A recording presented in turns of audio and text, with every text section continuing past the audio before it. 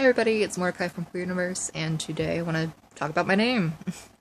So if you're not caught up, or if you're just now visiting us, I picked my name from the TV show that used to be on Cartoon Network, from a regular show, from the titular character Mordecai, the bluebird, and that was about 4 years ago now. And it's still the name that I identify with. Like, never thought I needed another one to identify with, I guess you could say. And I thought it was cool. That was like my first reason for doing it, which, if that's the only reason that you picked a name, that's totally valid. Because, you know, it doesn't have to be like this soul deep meaning, like, oh, it just spoke to me because of XYZ. Like, that's also valid. But like, if you just like, I totally like how it sounds, that's cool too. But like, I am also Jewish, and it is Hebrew for warrior, which coincidentally, and I didn't even know this when I was choosing my name, that my birth name and my current name both mean the same thing. They both mean warrior. I'm not going to divulge what my dead name is, of course, but sorry, it's hot in my room, so they ended up meaning the same thing, which was pretty cool. Like, didn't mean for that to happen. And so recently, if you saw my last video, you'll know that I finished getting everything that I needed for my name and gender marker change. Well, that got approved by the judge, on Thursday, and I had to send in a request for a hearing, which I did that same day, and so it'll probably take like a month or two to get a response, because like, it just depends on the judge's schedule and what's on his docket. So that's gonna be a nerve-wracking wait, but I'm so close. I'm so close to getting it changed legally. So I was out with my friends that following night at one of their houses. We're playing Dungeons and Dragons, which I love. And this is a new group of people that I've just started playing with earlier this year, and they're pretty cool. But like, it was during this fight, so like, it kind of messed with like my turn, even though like I didn't end up getting many hits in, which sucked. But so my mom messaged me on Facebook, and it was fine because we've been talking, and she opened up with news about one of her cats having kittens, which is awesome. It is the season for kittens, and it's amazing. And then she messaged me right after that, and she was like, I've been reading the statuses that you've been making about your name change, and yeah, it was just really awkward. And she was just like, well, I don't feel like Mordecai fits with you because it's so archaic, and like, it's not congruent with who you are. And she did get all like, not mad, but she was like still trying to get like why I wouldn't change my last name, because like, that's my dad's and I don't talk to him. I haven't talked to him in like 8 years. So I was taking a breath, but it seemed like I was emotionally preparing myself. Kinda. My reasoning for not changing my last name is because, like, you know, I'm happy with it.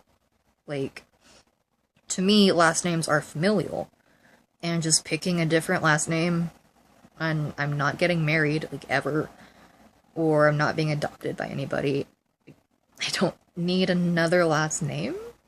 I mean, yeah, I don't belong to my dad's family. I mean, I do blood-wise, but I don't interact with any of them. I mean, I kind of interact with my brother, but like, it's very like, just hi, how are you kind of conversation with small talk. But that's still my family. Again, like, that's what I was born into. Sorry for all the tongue-tied stuff. It is kind of an emotional topic, but just to me, that it doesn't seem appropriate to take someone else's, like, their family name and take it as my own, when like my first name and my middle names that's not tied to family at all. Like, I get that my mom is, like, emotional because, like, she keeps saying how, like, my first name was chosen because, like, it was unisex. And that is true. It used to be unisex, but it no longer is. When you say it, your first instinct is, oh, she, her. So, yeah, it's no longer unisex. It is a feminine name. And then my middle name is super feminine, like my birth middle name, not my current middle names. So yeah, it just, that did not fit with me at all. And like, I never really identified with my first name, and like, I felt disconnected from it a lot. Like when people would call it, and I'd just be like, huh? I don't like, it'd be like, oh, you're talking about me, I guess? And so like, I'd get up and stuff and like go to them. And like, it is kind of coming back as a common name. And like, when I was out at my little sister's like ball game or something, someone called their name, which was the same name as my birth name, and someone who was sitting beside me, they're like, they're not talking about you. And I was like, I didn't think they were. Like, I didn't even react to it. I was like, meh. I think like I was reaching for my phone, and that's why they thought I was doing that. But no, I wasn't reacting to my name because it's not my name. Anyway, and like, I figured like a good compromise, because like my mom and I were not at a good standing about like this time last year, and like now we're talking again. But around last year, I think is when I decided, instead of just one middle name, I'd do two middle names.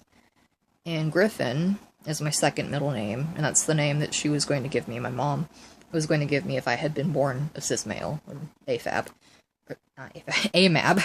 I am AFAB. If I were AMAB, assigned male at birth. So I figured like that was a good way to honor what my mom would have wanted for me. But at the same time, I just don't feel like Griffin would have fit me as a first name. And like, it does fit me. Mordecai does fit me. I've had so many people tell me it fits you, like, that have known my dead name and have known me, and they're just like, yeah, it's you. And people like have always been like, oh, that's such a cool name. It's a rad name. Awesome. Like, they don't give a shit that it's like old. I mean, my name's in the Torah, yeah, but like, people name their kids after Bible characters all the time. So yeah, it's basically the same thing. But yeah, and like, I get where my mom's coming from, because, you know, she gave me that name, and she was adamant about how like my dad did not give me my first name, it was just her, which is, it has nothing to do with my gender dysphoria. Doesn't matter who gave me my name, I'm just like, I don't align with it. And just like, with any gift, you hope that the person likes it, but like, if they don't, like, they have a right to like give it back and like find something else, I guess. But like, as one of my favorite YouTubers has said in this series that he's done on his YouTube channel, Internet Support Group, sorry, he has stated, like, you know, it's your name. Change it if you want to. You have to live with it forever, not your parents. So, yeah. I mean, and I'm saying that to let people know that it's okay to change your name. Like, you shouldn't feel guilty for wanting to and changing your name for when you do it. And if you decide to keep your name, and like, you feel it's unisex enough, unlike how I felt about mine, go for it too. I mean, that's valid. Just, my dead name has never fit with me, and like, I didn't know why for years on end, until I was like, oh, I have a different gender than what I was assigned at birth. That's fun, but you know, I picked it like 2 months into my realization I was trans instead of gender fluid, and I was like 18, and I'm about to be 23, so 5 years now? I can't do math. I think that's 5 years. Oof, makes me feel old. But, I've never had doubts about being called Mordecai. And it's my name. I love it. And that's what I'm going to be legally called when I get my scheduled hearing and when the judge approves that. So, I'm excited as fuck. And just can't wait for when it finally happens, when it's legally on paper, Mordecai, and mail, and yeah, the next step will be getting a top surgeon, so here's to that, I guess. Cheers. And with that, well, I will apologize for all the stammering and tongue twisting, or tongue-tiedness. It was hard to get through, and, like, I'm not mad at my mom for, like, bringing this up. I feel like I handled the conversation very well, and so did she. Like, when she would say that, I was just like, you know, I understand this has been a process for you, and I understand it's been difficult. Like, I want to help you understand. And I still do. I still want her to understand, and, like, if she even ends up, like, watching this video, which would be cool, I hope she knows that. Like, I love her to death. I was an asshole to her last year, and I regret that. That was just because, like, I didn't know how to make her see that, like, I am trans and stuff. But, like, now I'm more well-equipped with that. And I hope that with this newfound, not information, but like, this newfound ability to be more concise and more articulate, that I can have an open conversation with her and an honest conversation with her. So, there's that. Just wanted to clear that up. And, yeah. So now, with that, I will see all you lovely people next time. Yeah. I hope you're having a great day, evening, night, wherever it is for you, and hope you're staying safe. Love you all.